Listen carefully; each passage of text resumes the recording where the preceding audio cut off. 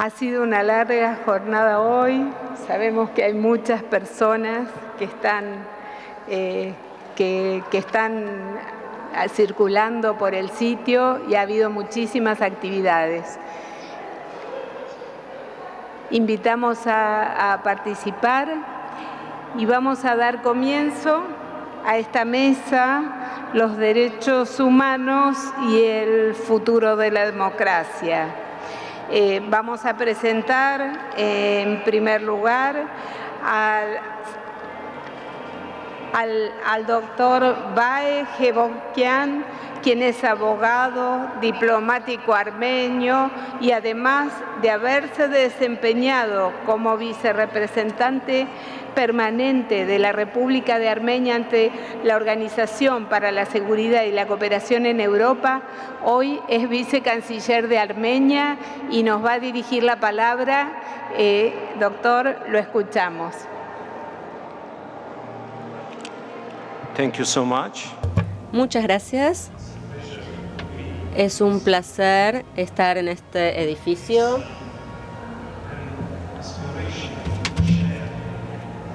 Es muy bueno poder compartir información sobre los derechos humanos en un edificio como este, compartiendo la memoria de aquellos que se sacrificaron por los derechos humanos y por la democracia en todas las generaciones. Quisiera agradecer al gobierno argentino por darnos la bienvenida a este importante encuentro de los derechos humanos. La inauguración también fue un momento muy emocionante y quiero, primero que nada, hacer una cita del presidente Fernández que vinculó la democracia y los derechos humanos en esta cita. Uno no puede seguir adelante sin el otro. Necesitamos instituciones democráticas fuertes porque son esenciales para asegurar todos los derechos humanos. Pero las instituciones democráticas sin los derechos humanos son una empresa vacía, un esfuerzo vacío. Por lo tanto, tanto la democracia como los derechos humanos deben reforzarse uno al otro, van de la mano y nos dan un marco de trabajo donde nuestros ciudadanos pueden florecer en armonía y paz. El título de este panel parece brindarnos la pregunta de cuál será el futuro de la democracia, cuál será el futuro de los derechos humanos. Por supuesto, no hay respuestas claras. Todos queremos ver la expansión de los derechos humanos, que florezcan las democracias, pero siempre nos estamos enfrentando a preguntas difíciles o desafíos difíciles. Siempre ha existido un debate de si los derechos humanos o la democracia son lineares o si son cíclicos. Déjenme elaborar sobre este punto. ¿Qué quiere decir lineal? Significa que supuestamente nosotros estamos avanzando hacia un mayor reconocimiento y mayor respeto de los derechos humanos día a día, año tras año, y que estamos constantemente avanzando hacia un mejor futuro. Por supuesto, esto es un pensamiento que nos da mucho confort, pero la realidad sugiere algo distinto también, que a veces, y esto nos lo enseña la historia, que a veces tenemos dolorosos pasos atrás, dolorosos retrocesos, y si observamos la historia de cada nación,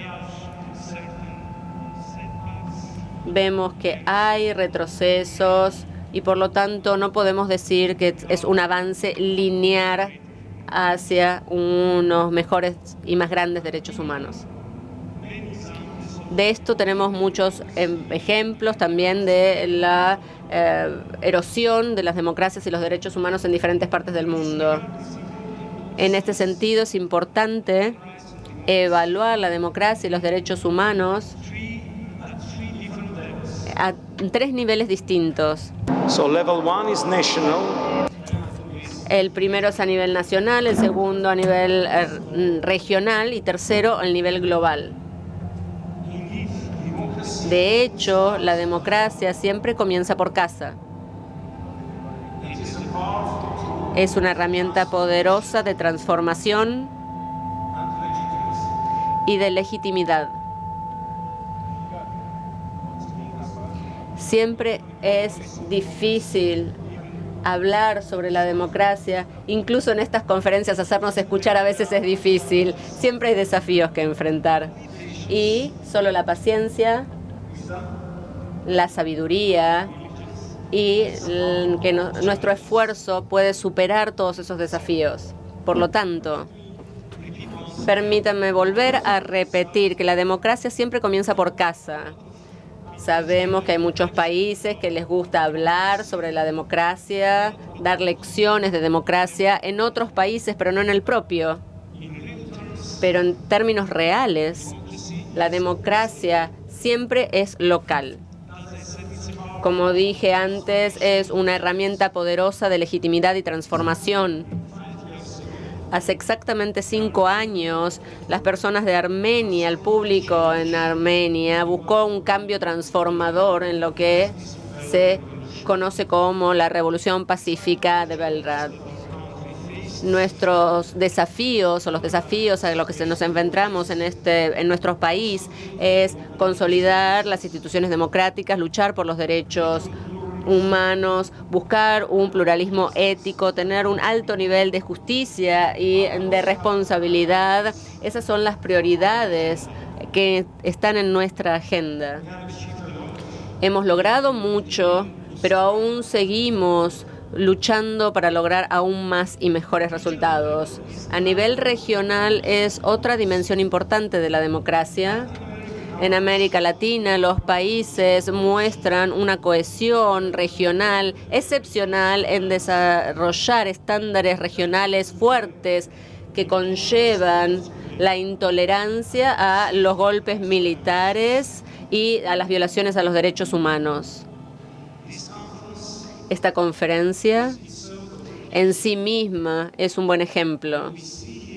Lo que observamos aquí es una posesión fuerte regional de la democracia, figuras políticas, figuras emblemáticas de toda América Latina que vienen a darnos su perspectiva en democracia, que se unen y en esta unión de América Latina es un excelente ejemplo de la democracia regional. Armenia también se ha beneficiado de los estándares europeos de democracia que han sido capturados en las voz de la Organización Europea de Derechos Humanos, con una cooperación muy fructífera y muy buen diálogo con la Unión Europea dentro de un marco de diferentes acuerdos. Así que los estándares europeos de democracia han sido muy útiles y nos han ayudado en nuestro país para hacer reformas importantes al nivel nacional. Sin embargo, la crisis de seguridad actual que vive Europa ha erosionado fuertemente los cimientos de los estándares regionales y de los derechos humanos, y las organizaciones regionales como la OSCE, que posee un mandato muy importante, ha quedado paralizada en lo que se refiere a los derechos humanos. Así que sabemos que Europa siempre ha defendido un verdadero campeón de los derechos humanos, pero en el momento actual nos vemos forzados a ser más humildes en nuestras palabras cuando hablamos de los estándares de Europa en derechos humanos. Es al nivel regional, por lo tanto, donde vemos fuertes interacciones entre la seguridad, la paz y los derechos humanos. El derecho a la paz y a la vida son tanto derechos colectivos como de la humanidad. Derechos humanos que son tanto colectivos como individuales. Y déjenme darles un ejemplo de esto. Sabemos que cada ser humano posee el derecho a la vida. Esto es un derecho humano básico, es inalienable y no hay ninguna discusión con respecto a esto. Un ser humano no puede ser separado de su derecho a la vida y esto es también cierto cuando hablamos de un grupo de personas, por ejemplo, una nación extranjera, una raza, también en forma colectiva tienen el derecho a la vida. Y este derecho a la vida lo asegura y lo defiende la Comisión y el castigo al crimen de genocidio. Y como dije, a este nivel regional de protección de los derechos humanos, allí nos vemos enfrentados a grandes desafíos. La utilización de la fuerza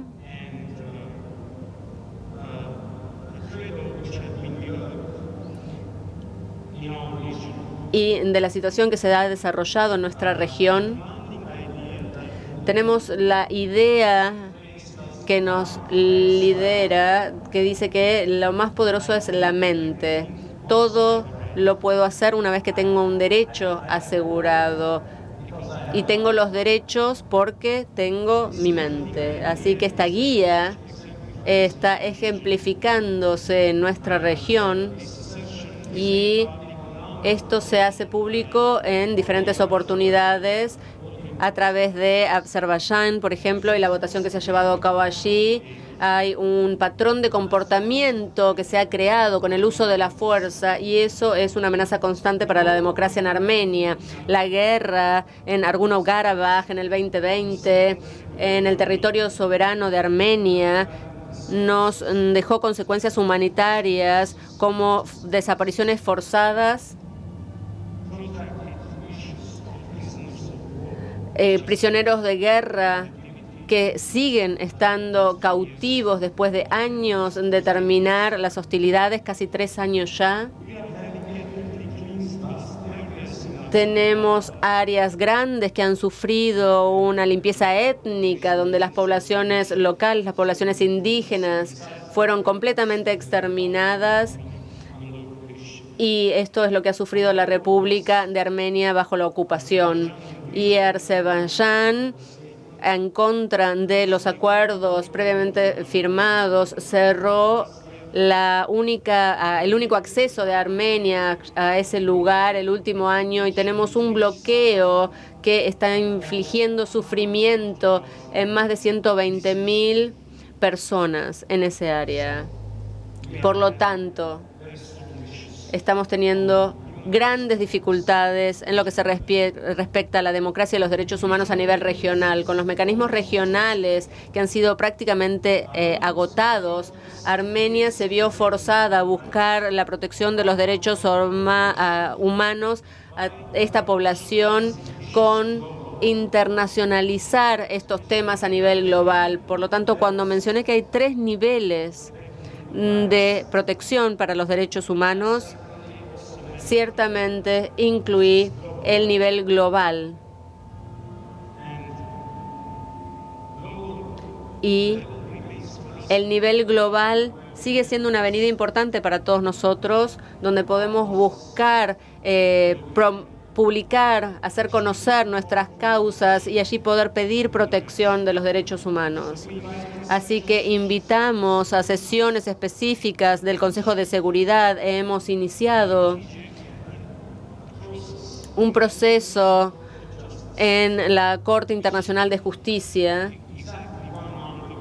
Exactamente hace un mes, este generó una orden obligatoria para que Azerbaiyán tomara todas las medidas a su disposición para asegurar el movimiento libre de las personas a través del corredor de Lachin en ambas direcciones. Hasta ahora, esta orden de la Corte Internacional, que es la Corte Mundial, no ha sido aún implementada. Sin embargo, este caso muestra la extensión del poder de los instrumentos internacionales en la protección de los derechos humanos que se pueden solicitar en situaciones donde los mecanismos regionales no son completos o no dan abasto o han quedado dejados de lado. Y entonces, en este nivel global de protección de los derechos humanos, tenemos que recordar que la prevención está en el corazón de la protección y la promoción de los derechos humanos a nivel mundial.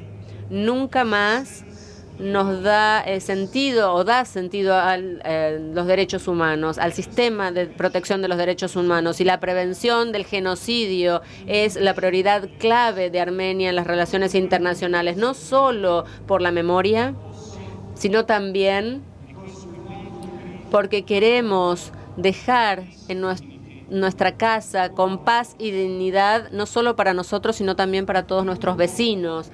Vamos a trabajar con todos los países que piensen en forma similar, todos los pueblos y todos los individuos, para asegurar la protección de los derechos humanos en todos los niveles.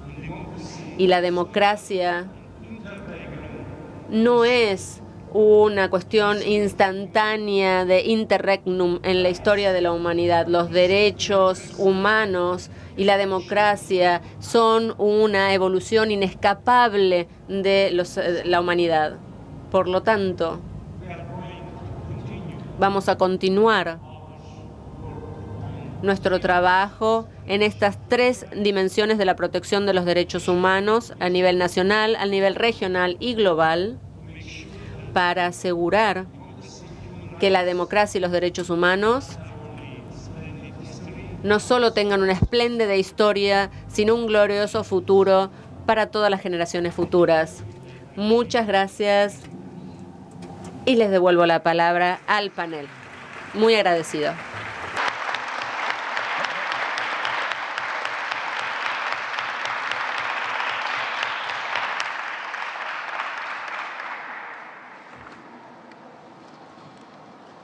Muchas gracias, doctor Bae Gevorkian, no sé si lo digo bien.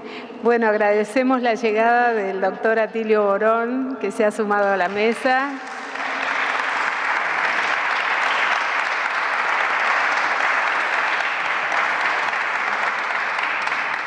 Y efectivamente estamos muy contentos, muy felices de este tercer foro mundial que estamos realizando, que da cuenta de los avances y de los logros en derechos humanos en la región y en nuestro país, como bien señalaba el doctor Gevorkian. Entonces, realmente ha sido un gran esfuerzo para nosotras y nosotros este foro y, bueno, agradecidas de la presencia de ustedes.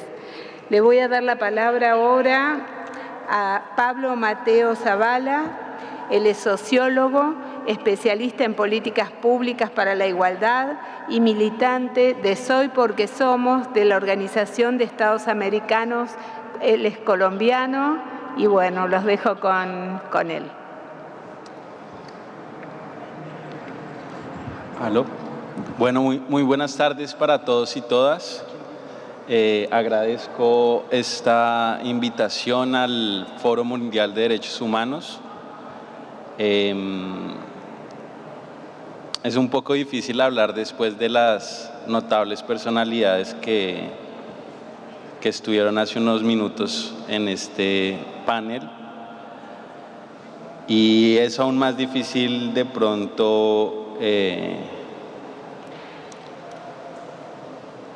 ser un poco autorreferente en la conversación que vamos a proponer, pero supongo que de eso se trata el foro.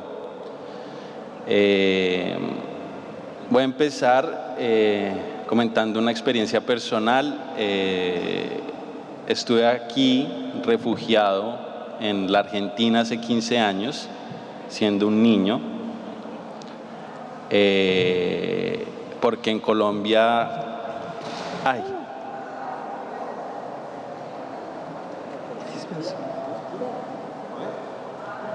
¿Estás bien?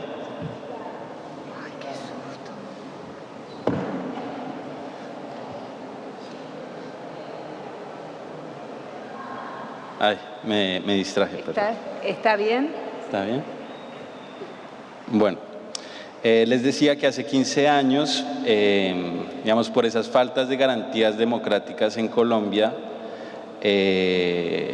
mi familia y yo tuvimos que salir y este país fue muy generoso, nos recibió durante un buen tiempo, me brindó educación, me brindó un hogar.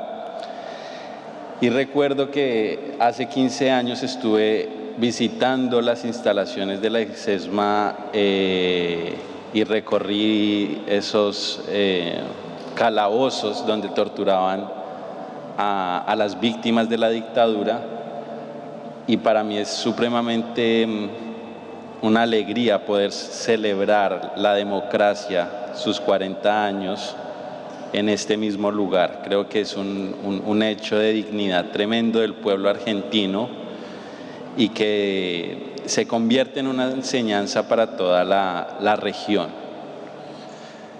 En ese sentido, y creo que aquí es el punto como que quería compartir o que quiero compartir con ustedes que me escuchan tan generosamente, es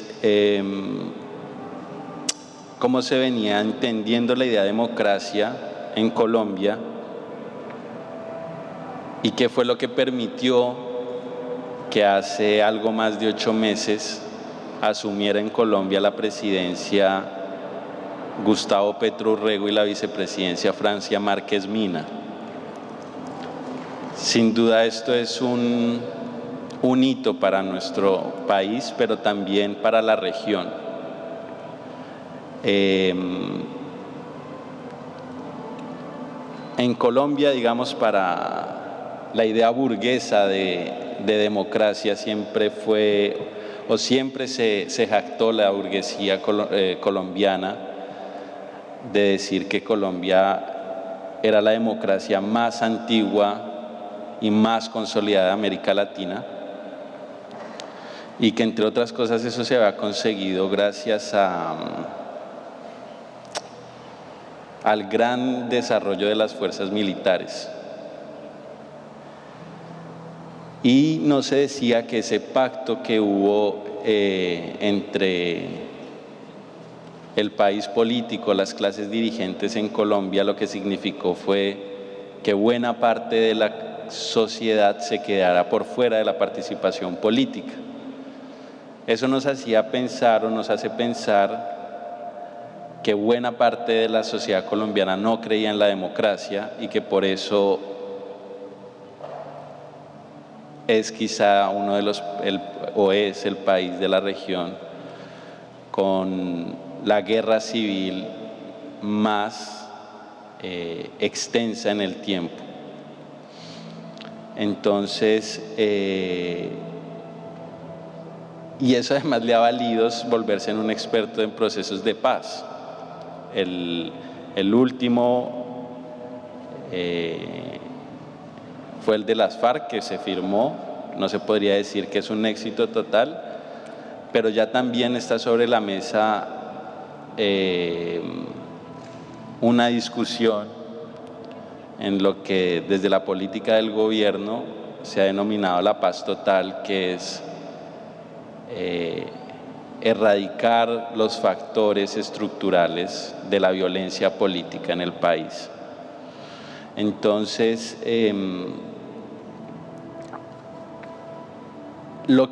y esto como para decir que sin duda lo que nos pasó ahorita en Colombia, particularmente con lo que pasó con Francia Márquez, quisiera resaltar eso, que hace parte de esa sociedad que estaba totalmente desarticulada del contrato social, por fuera de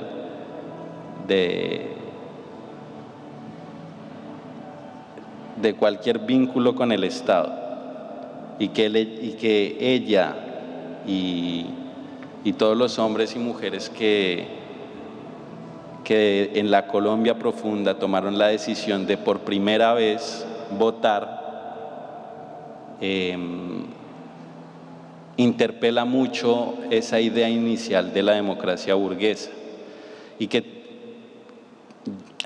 digamos, en mi entendimiento, esto solo podría leerse como una victoria parcial en el sentido en que es una confianza muy frágil la que tiene la sociedad que venía, que se dio una oportunidad en confiar en el gobierno, en el Estado, y que se ve permanentemente minada por eso que llaman en la literatura sociológica como el cuarto poder o la mediática. Digamos que hay un riesgo tremendo en la coyuntura política nacional, en la coyuntura política colombiana, en la medida en que las expectativas de toda esta gente que se la jugó por ese proyecto de cambio son muy grandes, pero hay un aparato del Estado que es difícil de movilizar y muchas de las cosas que se quisieran hacer no se están pudiendo hacer, y lo que se hace no lo comunican bien o malinforman o intencionadamente protegen los intereses de quienes quedaron por fuera de este gobierno. Entonces, en esa clave estaba pensando que al hablar del futuro de la democracia, sin duda nos tenemos que pensar también qué hay que hacer para consolidar los proyectos alternativos, los proyectos progresistas, en clave de garantizar la expansión de derechos. Hace unos días, que parecería una tontería, a la vicepresidenta Francia Márquez, desde hace unas 6 semanas, se hizo público que por temas de seguridad ella tenía que utilizar un helicóptero de las Fuerzas Armadas para movilizarse entre el aeropuerto de Cali y el lugar de su residencia. Eso le valió, yo no sé si tengan presente, pero uno de los grandes leitmotivs de la campaña presidencial fue "Vamos a vivir sabroso", como una filosofía de vida, que era básicamente vamos a vivir sin miedo. Ya a estas alturas los medios venían, al ver que se hizo público el uso de este helicóptero para sus desplazamientos, comenzaron a decir, no, Francia Márquez ya está viviendo sabroso, intentando significar que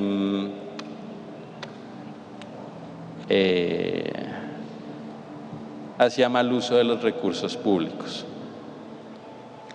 y sin ponderar ni siquiera pues los riesgos de seguridad que efectivamente ella ha vivido. Ya un atentado con un explosivo y otro que le pusieron en su casa familiar. Entonces, un poco lo que me gustaría traer a esta mesa es pensar esa idea de democracia y cuál es la que queremos. Una en la que participamos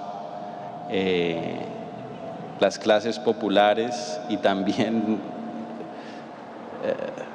toda la sociedad, o si vamos a tomar la ruta de un Estado que excluye de su pacto a buena parte de la sociedad. Dejaría por ahí. Gracias. Bueno, muchísimas gracias.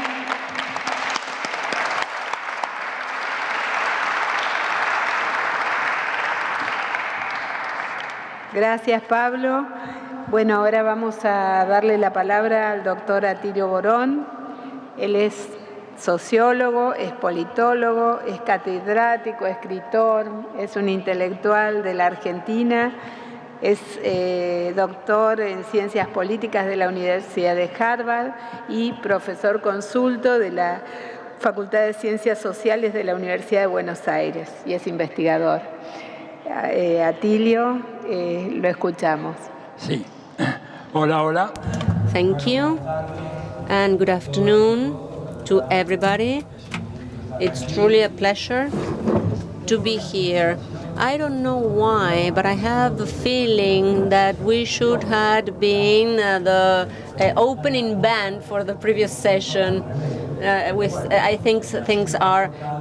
Planificó y vamos a hablar de los temas que nos interesan. Hemos escuchado dos muy instructivas reflexiones sobre los problemas de la democracia en Armenia, en el caso de Colombia. Yo voy a plantear, digamos, algunas reflexiones que nos hablan de la gravedad de la situación por la cual atraviesan las democracias en el mundo contemporáneo. Estamos muy acostumbrados a hablar de que en América Latina hay una crisis democrática, es cierto, absolutamente cierto, pero es parte de un síndrome más general. La democracia está en crisis en otras partes del mundo. A ver, por empezar en Estados Unidos. Los acontecimientos aquellos del 6 de enero del 22, ¿no? Sí, exactamente. Son acontecimientos de una gravedad extraordinaria. Nunca ocurrieron en la historia de Estados Unidos. De manera que eso nos tiene que hacer reflexionar sobre los problemas que hay ahí. Un expresidente que sigue diciendo que le robaron la elección. Que él lo diga no es tanto un problema. El problema es que más del 45% de los republicanos dicen que Trump tiene razón, que le robaron la elección.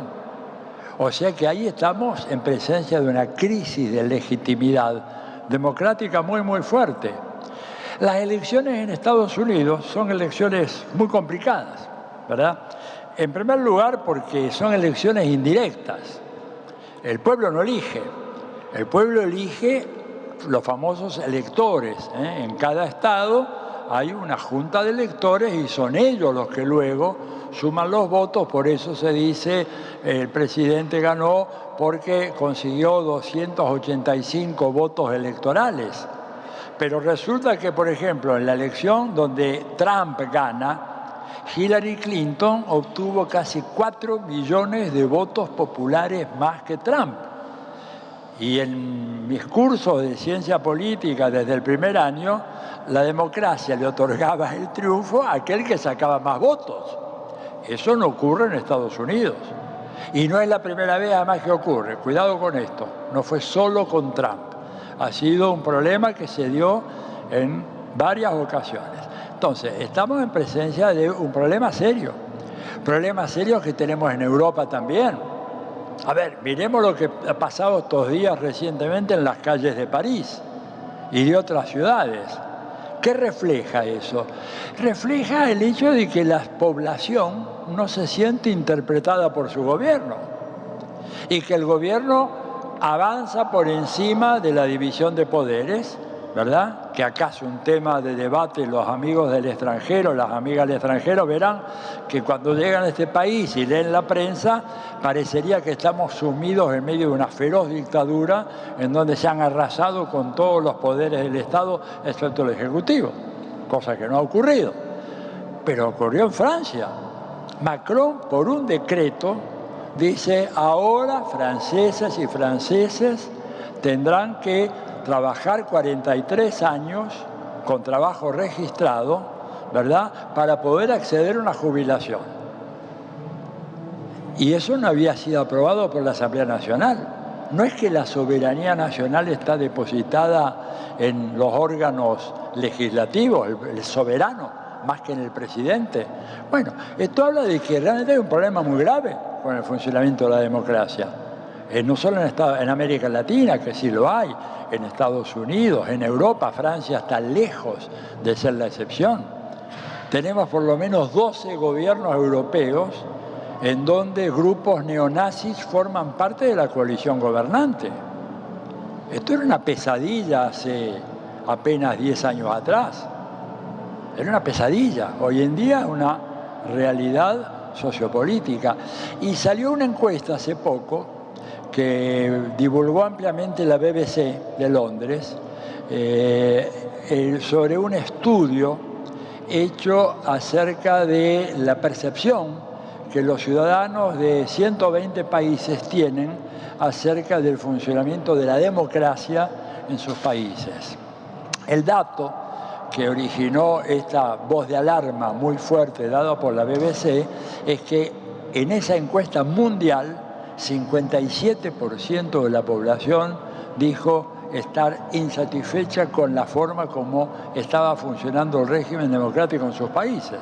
Y en ese 57% había muchos países del mundo desarrollado. Entonces, evidentemente estamos ante un problema. Ahora, ¿por qué? Bueno, porque la democracia, cuando uno mira la reflexión filosófico-política clásica, es una forma de régimen político que se basa principalmente en el principio de la igualdad, no la igualdad absoluta, pero un grado bastante elevado de igualdad entre quienes conforman la ciudadanía, ¿verdad? Esto lo dijo Platón hace 2500 años atrás, lo volvió a resaltar Rousseau en su famoso texto, El contrato social, de 1762, en donde Rousseau definía la democracia de varias maneras. Una de las maneras que él utilizó fue decir que es un régimen en donde ninguno es tan pobre como para tener que vender su voluntad, ni nadie es tan rico como para poder comprarla. A mí me pareció una síntesis extraordinaria de Rousseau. Nadie tan pobre como para tener que vender su voluntad, ¿se dan cuenta? Y votar por lo que le ordena a alguien que le compra el voto. Bueno, lo que ha pasado con el capitalismo contemporáneo, y digo contemporáneo tomando básicamente las tendencias que se acentuaron desde fines de la Segunda Guerra Mundial, es que los capitalismos en el centro, o sea, en las potencias metropolitanas y en la periferia, se ha tornado cada vez más desigual. Y la riqueza se ha concentrado cada vez más. Si no nos explica que en su primer discurso ante el Congreso, ¿verdad?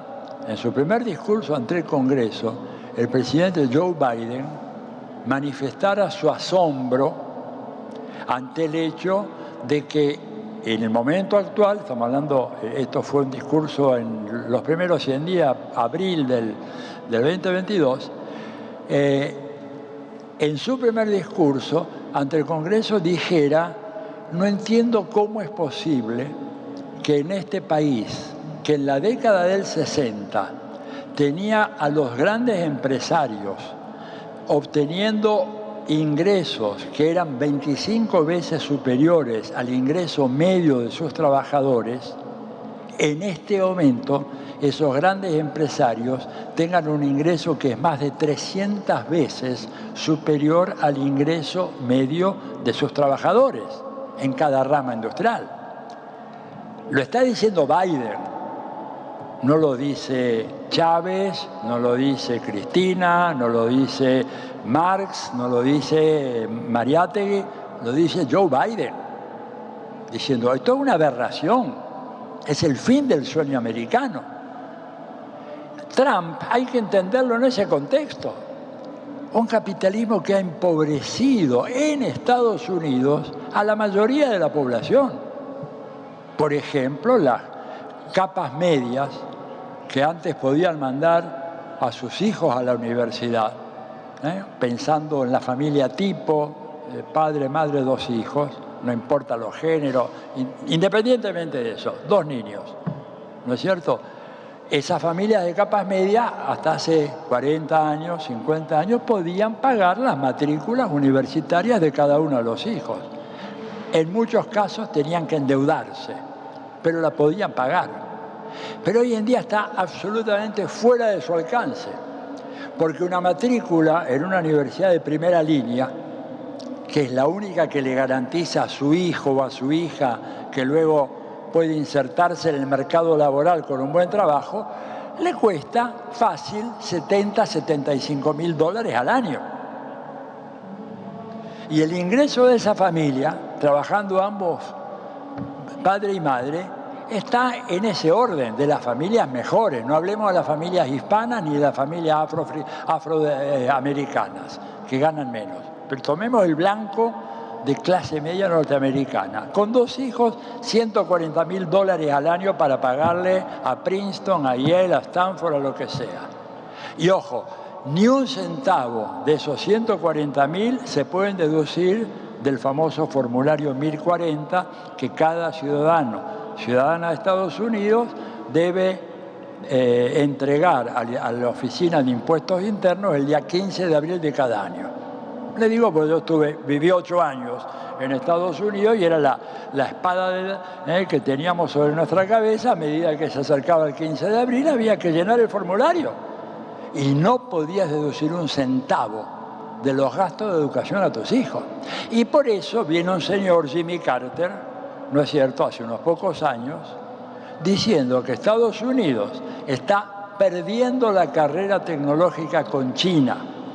Lo dijo él, lo pueden buscar en Google, en YouTube, es un sermón que hizo él en una escuela dominical de la Iglesia Bautista en Plains, en Georgia.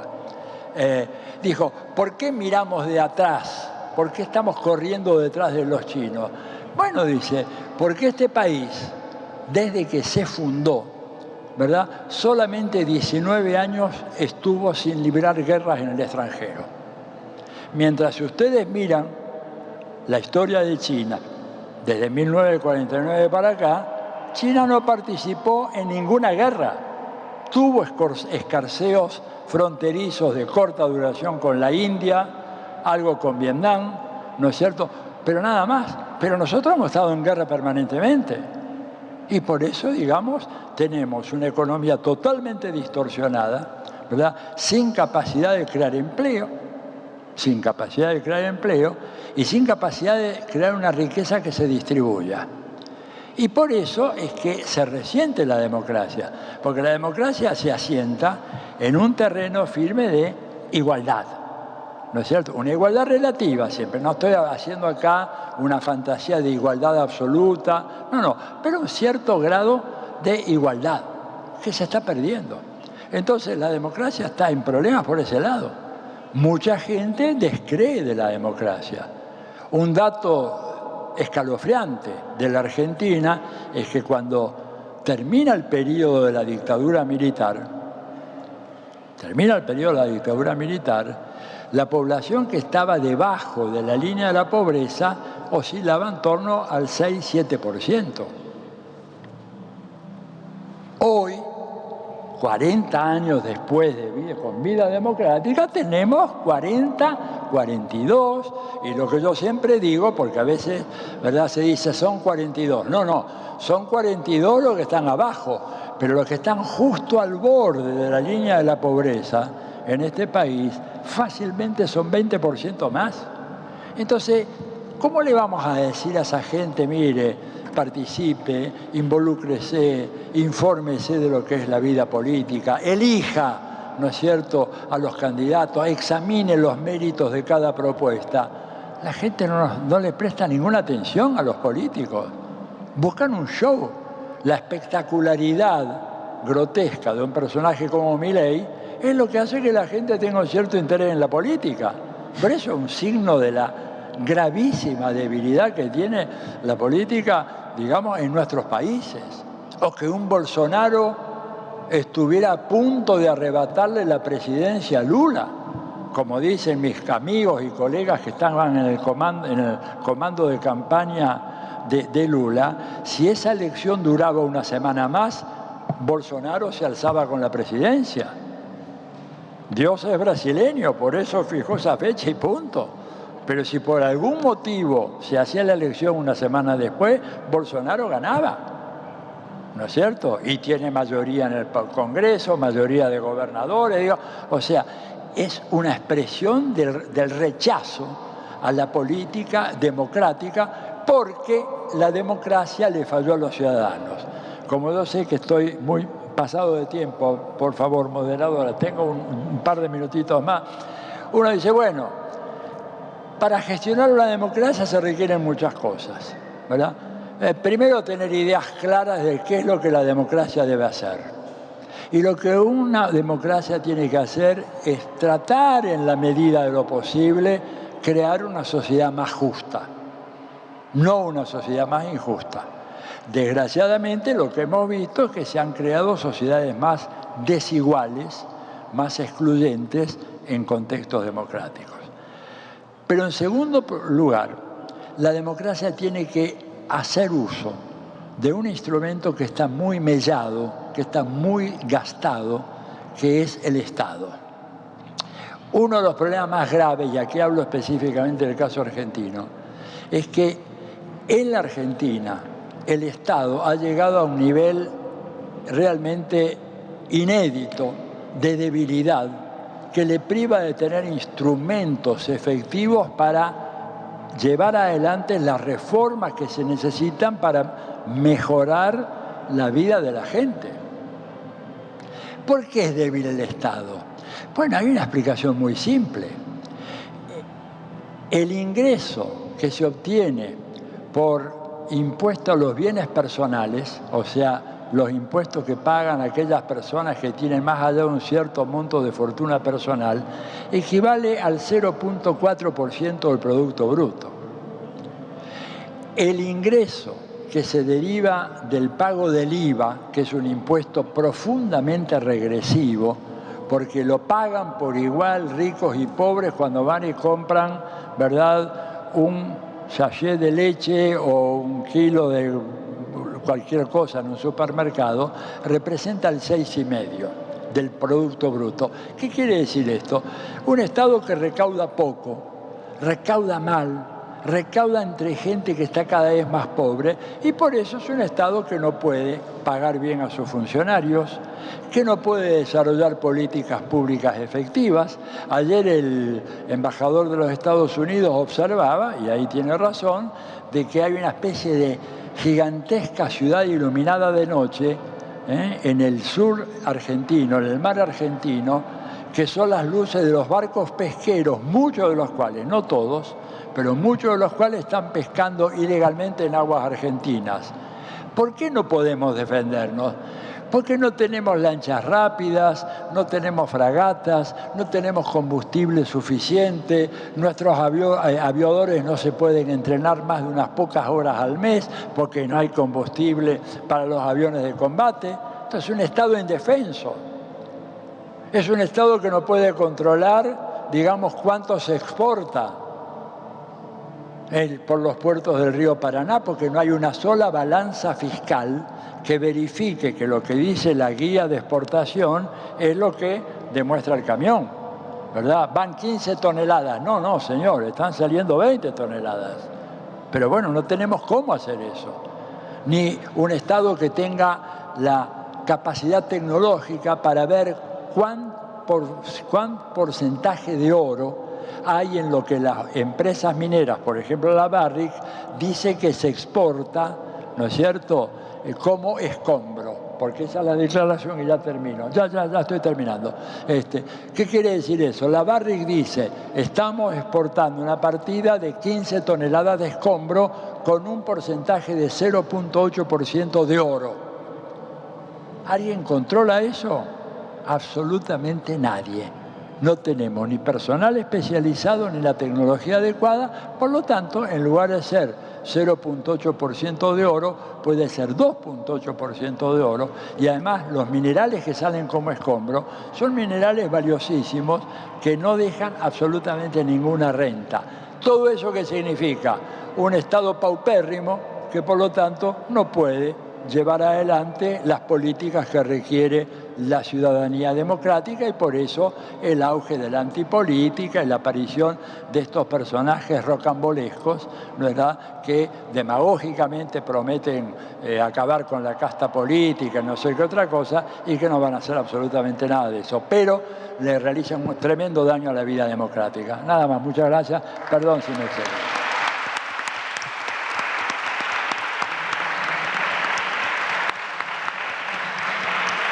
Gracias, Atilio Borón. Y efectivamente ha crecido en forma alarmante la desigualdad en el mundo. La pandemia no ha hecho más que agravar esta situación.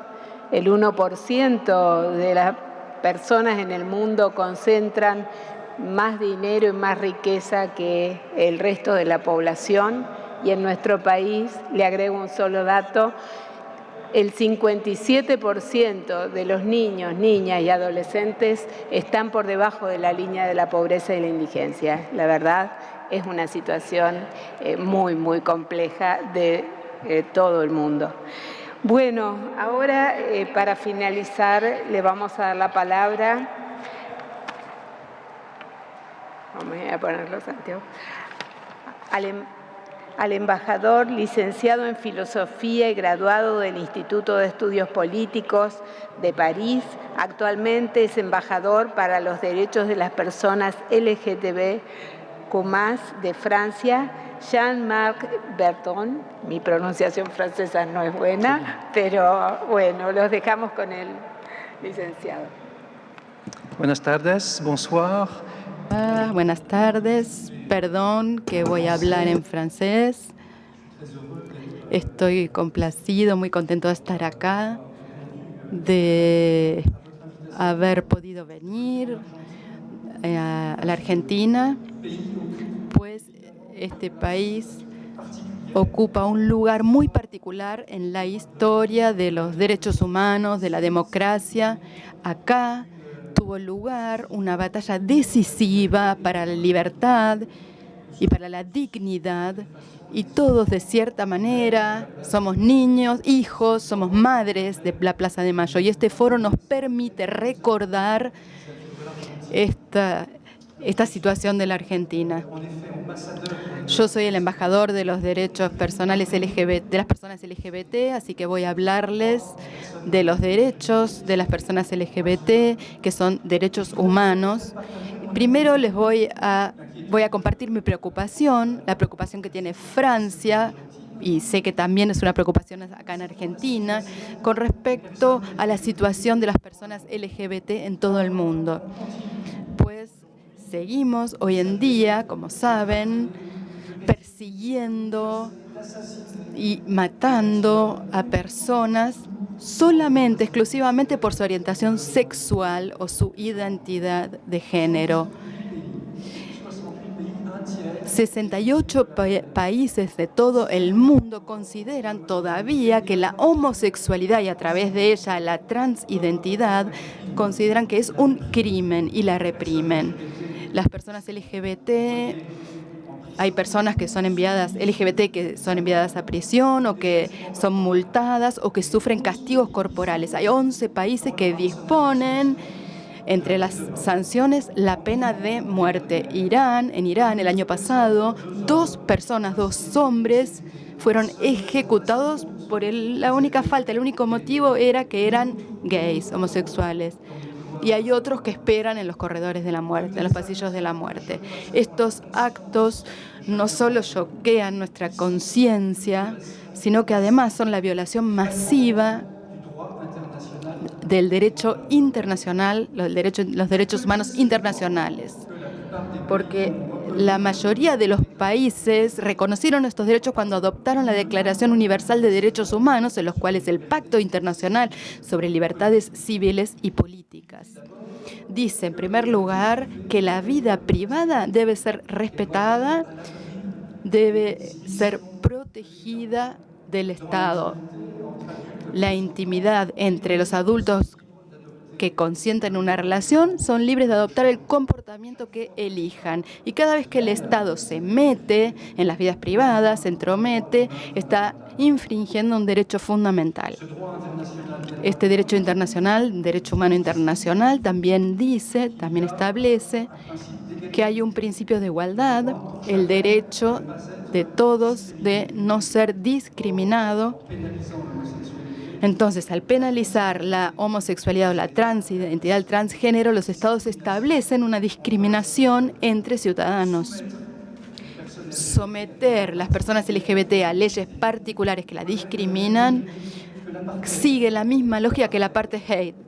El apartheid era un régimen abominable, una ofensa a toda la humanidad. Se criminalizaba en un tercio de los países del mundo a los LGBT. Debemos terminar con esto porque es ilegal esa penalización. Sin duda, la mayoría de los países, más de 130 en todo el continente, con el tiempo,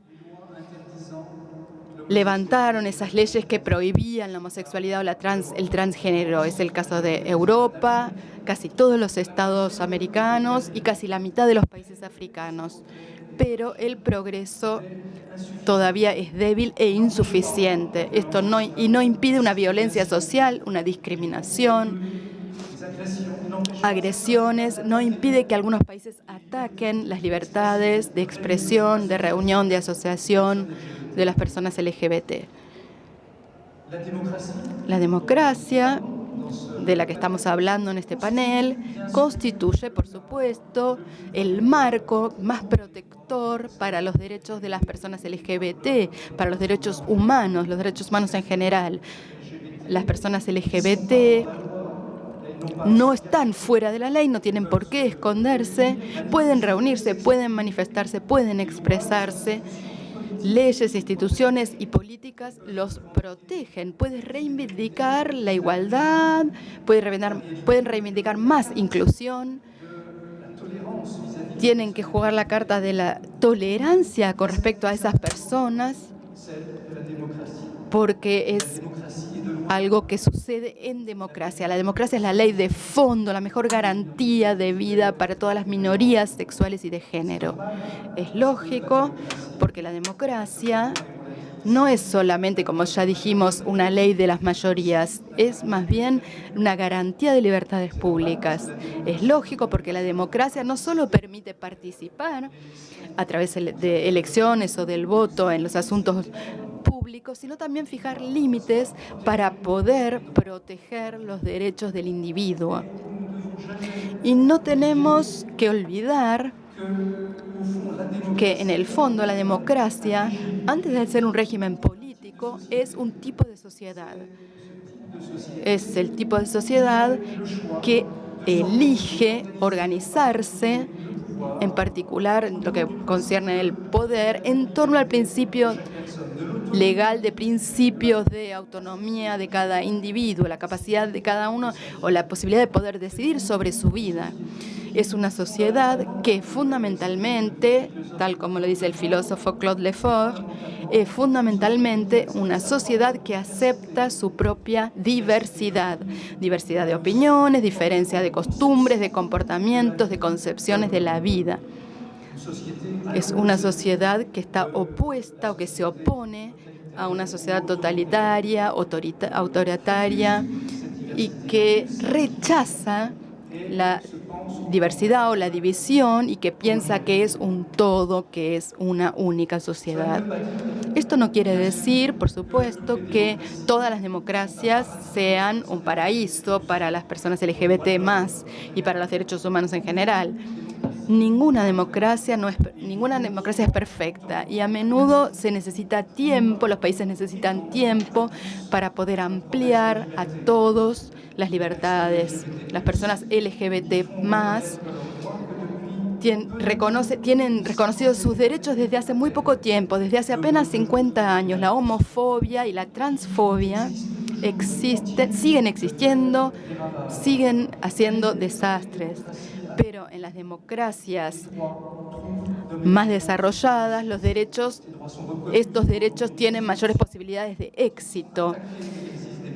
Cuando son atacadas hay mecanismos para que sean respetadas. Hay una prensa libre para poder denunciar todas las violaciones y hay una justicia independiente ante la cual se puede hacer una denuncia. Entonces hay un marco democrático dentro del cual es más fácil hacer reconocer nuevas demandas o nuevos pedidos. Todos los que luchan por los derechos de las personas LGBT deben militar para poder reforzar la democracia en todo el mundo. Ya hemos dicho acá que la democracia no va bien, que está en crisis. El impulso de los fines del siglo XX, donde hubo dictaduras, regímenes de partidos únicos, cayó y hace 20 años y la democracia empezó a dar pasos más firmes. La primera manifestación de este fenómeno, hay países emergentes, grandes países emergentes que asumen sin complejos de convertirse al mercado capitalista, pero conservando una estructura de poder autoritario. Entonces intentan implementar un modelo híbrido en todo el mundo como una especie de alternativa a la democracia. Esto no nos sorprende. No nos sorprende que la mayoría de estos países rechacen a las personas LGBT+. Por ejemplo, Rusia, que se lanzó a una persecución de las minorías sexuales y de género. Desde noviembre hay una nueva ley que multa hasta 150.000 euros a cualquier mención en público de manera neutral o positiva de la homosexualidad o de la el transgénero. También es preocupante cómo vemos que se desarrolla en Moscú una retórica muy agresiva, omnipresente en todos los medios, que denuncia a los LGBT como una de las amenazas más importantes contra los valores tradicionales de Rusia. Esta retórica se volvió un poco obsesiva desde la guerra de agresión contra Ucrania y que ha instalado una verdadera homofobia de Estado. El segundo síntoma del malestar democrático es que algunas democracias que están bien establecidas, que son bastante antiguas, como ya dijimos, se ven amenazadas desde adentro por corrientes populistas. Estos movimientos aceptan una parte de la democracia, las elecciones, la ley de mayorías, pero rechazan otra parte: el contrapoder, la independencia de la justicia, la libertad de prensa, los derechos humanos. Y preconizan una democracia liberal. Estos movimientos están muy activos en casi todos los países democráticos y logran de alguna manera conquistar el poder. A menudo mantienen vínculos entre ellos de complicidad o con regímenes autoritarios y también presentan una fuerte hostilidad contra las personas LGBT.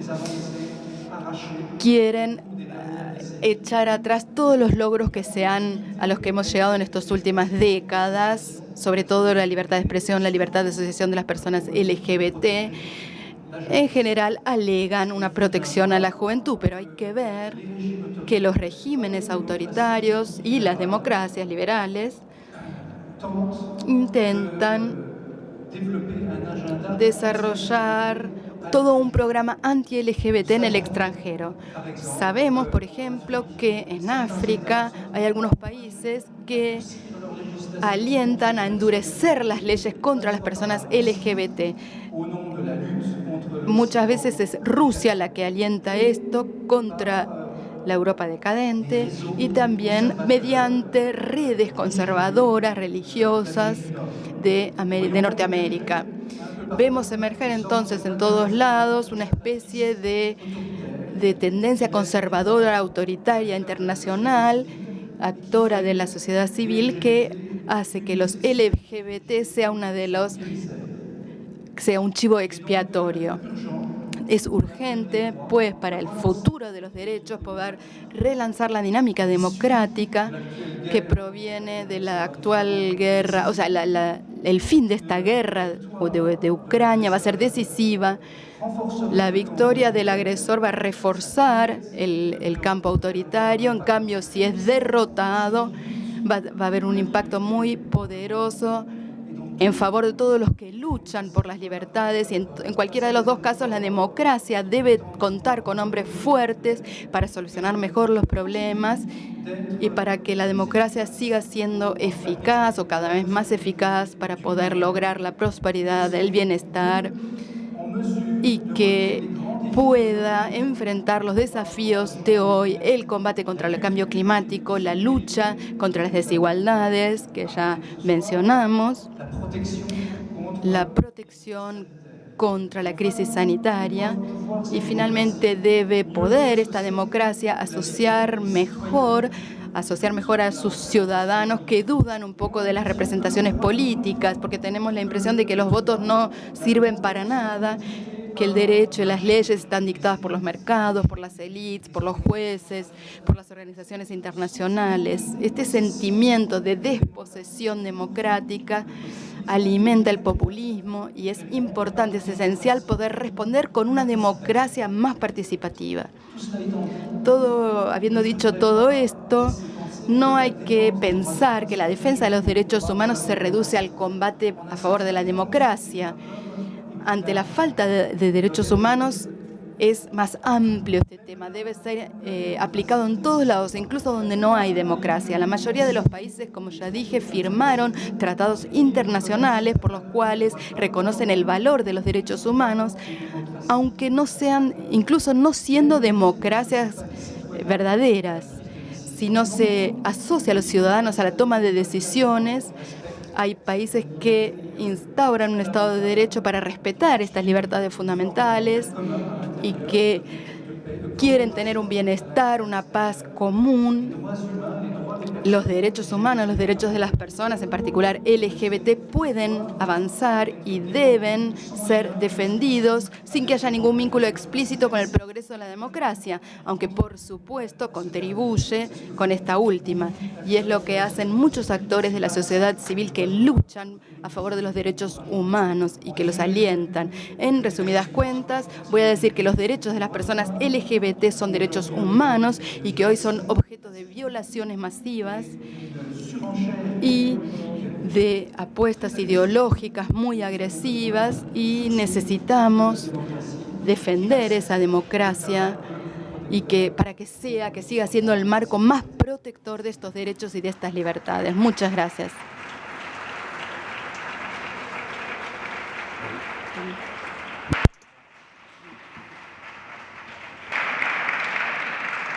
Bueno, muchísimas gracias a todas, a todos, a todes.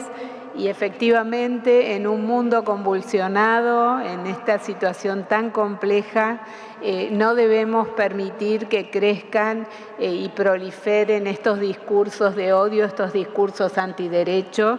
Por lo tanto, bueno, es un proceso abierto que obliga a la reflexión. Es momento de pensar alternativas. Gracias a todas y a todos por venir. Sí.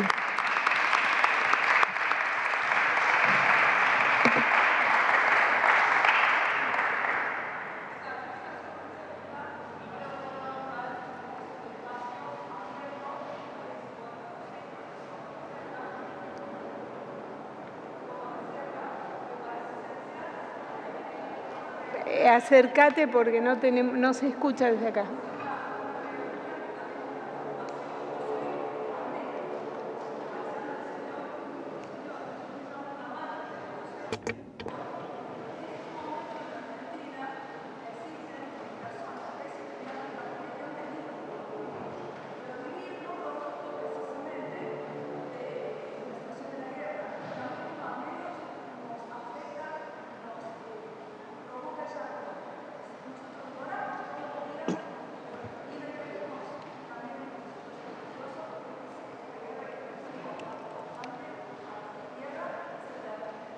También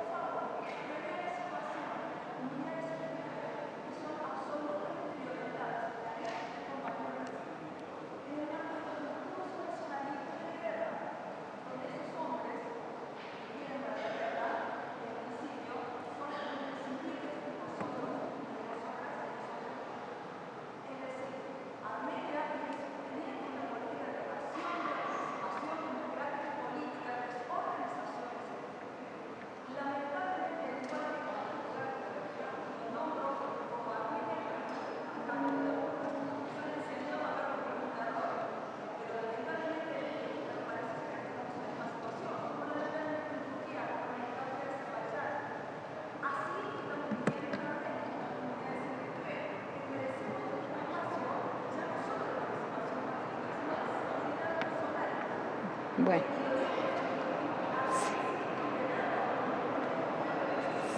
Sí.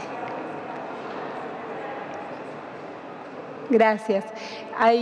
Este foro da cabida a todas las opiniones, a todas las posiciones y pretendemos que siga siendo así. Planteamos la unidad en la diversidad, nosotros somos respetuosas y respetuosos de las diferentes ideas y posicionamientos, por lo tanto, en este foro tendrán cabida todas las posiciones. Muchas gracias a todas y todos.